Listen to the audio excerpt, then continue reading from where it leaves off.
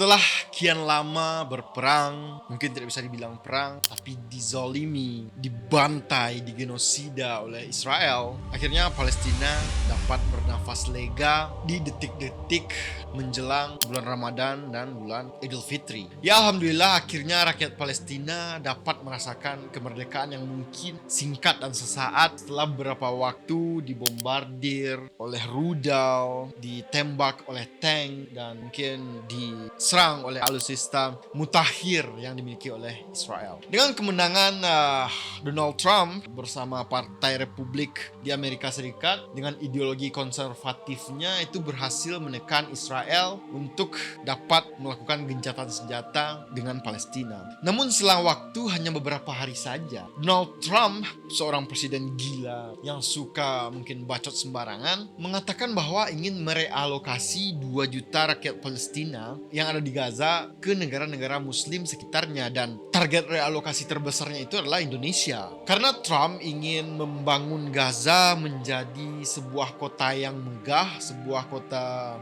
mungkin mewah menyaingi Dubai, mungkin keinginannya, karena Gaza itu letaknya cukup strategis dan mungkin dapat dibikin resorts yang indah, dibikin hotel-hotel berbintang, dibikin bangunan-bangunan bertingkat yang bisa mendatangkan turis-turis asing ke Gaza, mendatangkan investor besar ke Gaza. Ya tentunya pasti ada udang di balik bakwan. Mengapa Donald Trump ingin sekali terjadi gencatan senjata? Ya tentu saja karena beliau ingin merebuild Gaza menggunakan bisnis real estate yang dimiliki oleh beliau tentunya sebagai vendor atau developer utama dalam melakukan pembangunan di Gaza. Nah, apakah kota mewah dan mutakhir di Gaza ini akan terjadi? Apakah semua hal yang dicita-citakan oleh Donald Trump itu akan terrealisasikan? Ataukah ini hanyalah sebuah strategi licik Israel dengan Amerika yang ingin memindahkan secara paksa atau mengusir rakyat Palestina yang ada di Gaza agar mereka dapat mencaplok Gaza tentunya? Mari kita bahas.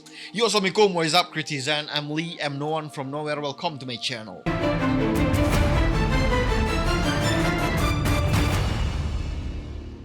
Nah, sebelum kita membahas semua ini, hal yang pertama yang harus kita ketahui adalah Donald Trump merupakan seorang presiden yang memang sering untuk ngebacot ya, mengeluarkan kata-kata yang agak sedikit kontroversial, dan ya mungkin ini semua hanyalah untuk memancing media press yang ada di Amerika Serikat. Image Donald Trump sebagai presiden yang eksentrik dapat dipertahankan oleh Donald Trump mungkin ya. Ya mungkin saja beliau hanya ingin satir atau sarkas, atau beliau memang hanya ingin bercanda doang agar dapat viral di Amerika Serikat, mungkin saja. Ya karena 8 tahun yang lalu ya, Donald Trump juga pernah ingin membangun tembok pemisah antara Amerika Serikat dengan Meksiko, dan yang akan menanggung biaya pembangunan tembok tersebut adalah Meksiko. Yang mana mau orang Meksiko menanggung biaya pembangunan tembok yang diinisiasi oleh Amerika? Ya memang semua itu hanyalah perkataan Donald Trump yang asal-asalan saja, karena border perbatasan Meksiko dan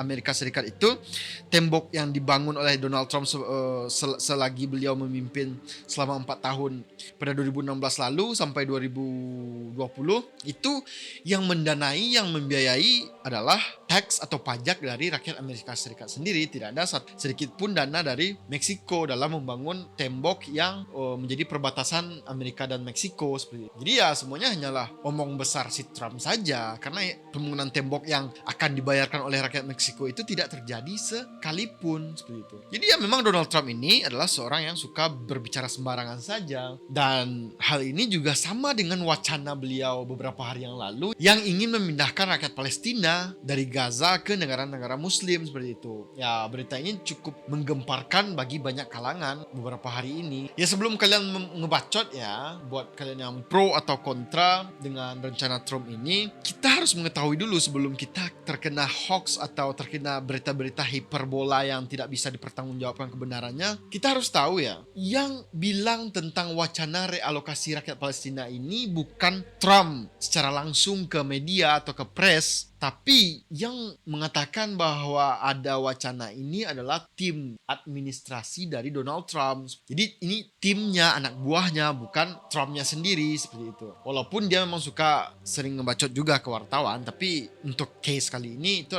yang mengatakan adalah timnya sendiri, bukan Trump. Nah yang kedua adalah deportasi ini targetnya adalah ke negara-negara Muslim. Jadi bukan 2 juta warga Gaza ini, warga Palestina ini pergi ke Indonesia, mengungsi ke Indonesia, tapi ini tentu saja di-share, dibagi-bagi ke negara-negara Muslim. Jadi mungkin Indonesia dapat beberapa ribu saja nanti misalnya, karena jarak antara Gaza dan Jakarta atau Gaza dengan Indonesia itu cukup jauh. Nah yang terbanyak dapat ya tentu saja negara-negara Islam di sekitar Palestina seperti itu. Walaupun negara-negara Arab ini juga sudah pasti menolak tentang wacana Trump ini, karena seperti yang kita ketahui sudah banyak berita bahwa banyak sekali negara-negara Arab, like Arab Saudi, Mesir, dan negara-negara Timur Tengah lainnya itu menolak pengungsi yang berasal dari Palestina ke negara-negara mereka. Jadi mereka sudah meng-close border mereka ketika penyerangan Israel ini terjadi. Nah yang ketiga adalah ini hanyalah sebuah wacana semata, bukan sebuah hal yang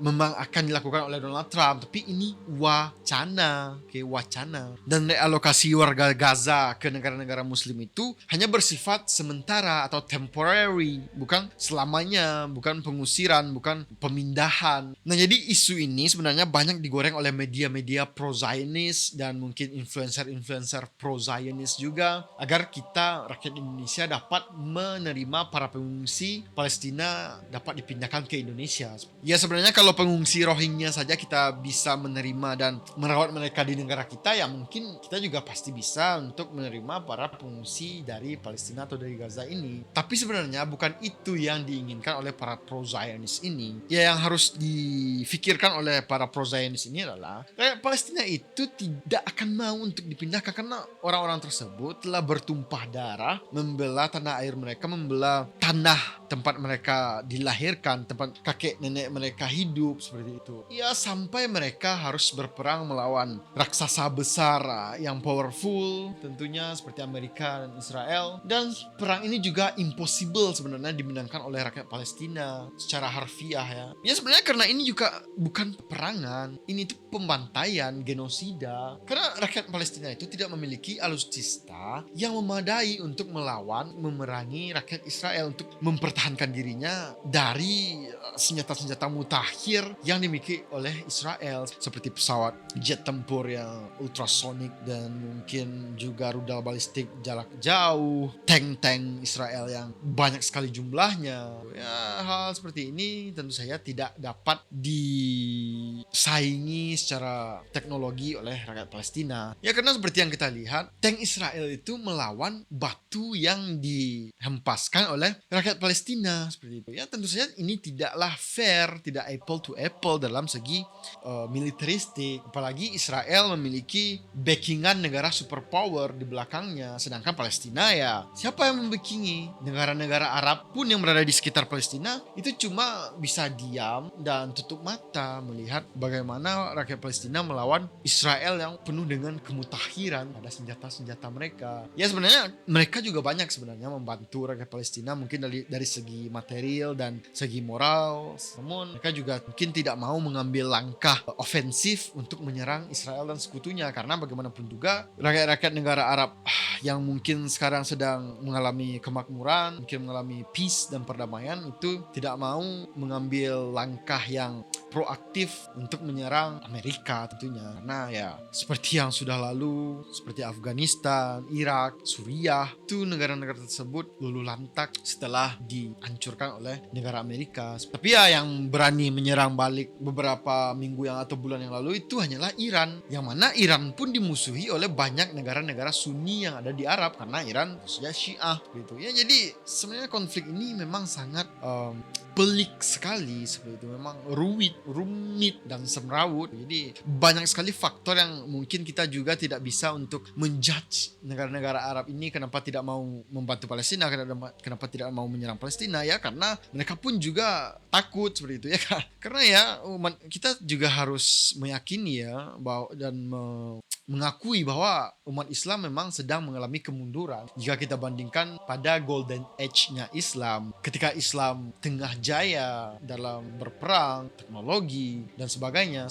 Jadi ya bagi kita yang pro Palestina sebenarnya kita tidak perlu lagi untuk menggoreng wacana asal-asalan ini, karena sebenarnya ini almost impossible untuk terjadi. Apalagi pihak dari Kemenlu Indonesia sendiri tidak diberi kabar apapun tentang wacana Trump ini, tentang wacana pemindahan rakyat Gaza ke Indonesia ini. Ya bisa jadi wacana ini hanya digoreng oleh para pro-Zionis, pro-Israel semata-mata karena ingin menutup berita bahwa kemarin hostage atau sandera warga Israel yang ditawan oleh Hamas itu ketika dilepaskan dan dipulangkan ke Israel itu terlihat sehat dan bahagia. Apalagi tawanan Israel ini juga tampak dekat dan harmonis hubungannya dengan Hamas, dengan kalung Palestina, kalung bendera Palestina dan souvenir yang diberikan Hamas pada para hostages tersebut. Jadi mungkin hal ini tampak sangat positif, tampak sangat indah dilihat oleh mata media yang ada di dunia ini, juga tentunya netizen yang melihat bagaimana cara Hamas, bagaimana baiknya Hamas dalam memperlakukan para tawanan perang ini seperti itu. Jarak antara berita hostages ini atau berita tawanan ini dengan berita wacana Trump ini itu hanya berselang beberapa hari saja. Jadi wacana atau isu dari timnya Donald Trump ini seakan-akan menutup berita keindahan atau keharmonisan yang dilakukan oleh Hamas bersama tawanan perangnya. Yaitu bisa jadi saja, itu memang ada kemungkinan seperti itu. Tapi sebenarnya case atau berita tentang wacana pemindahan rakyat Gaza ini itu diviralkan. Jika kita lihat lebih jauh lagi, jika kita mencoba untuk meneliti atau mencoba untuk meriset kecil-kecilan di sosial media atau di Google, itu yang memviralkan berita wacana ini adalah media-media yang pro-Zionis, media yang ada Jews-nya, yang ada Israelnya seperti itu. Dan juga mungkin influencer-influencer yang pro-Zionis pun juga ikut rame-rame menggoreng berita ini. Karena jika wacana Trump ini berhasil, jika rakyat Gaza direalokasikan ke negara-negara Islam dan jauh dari rumahnya, jauh dari tanah air, maka saat itu juga Israel dan sekutunya bisa saja mencaplok wilayah Palestina. Ketika rakyat Gaza ini dipulangkan, maka Israel bisa saja menutup border dan menahan agar para pengungsi tidak masuk ke Gaza. Seperti itu bisa saja ini terjadi karena seperti yang kita ketahui, track record Israel dalam melanggar perjanjian itu atau mengkhianati perjanjian itu dari beribu-ribu tahun yang lalu sampai sekarang itu sangat banyak atau acap kali terjadi. Ya bisa saja ketika rakyat Palestina dipulangkan dan Gaza sudah dibangun dengan indah, dengan rapi, ya bisa saja Israel mengusir atau tidak membolehkan para pengungsi ini masuk ke Gaza seperti itu. Ya siapa yang dapat menahan Israel, siapa yang dapat mensanksi Israel, siapa yang dapat menghalangi negara Zionis ini melakukan tindakan-tindakan yang tidak terpuji seperti itu? Ya no one dare, tidak ada yang berani. Itu. Bahkan Amerika pun tunduk pada Zionis, pada Israel. Ya tentu saja jika wacana ini direalisasikan, maka ini sebenarnya bukan hanya pemindahan sementara saja, tapi ini bisa dibilang pengusiran selamanya. Makanya saya merasa para pro-Zionis ini sudah bisa mencium ya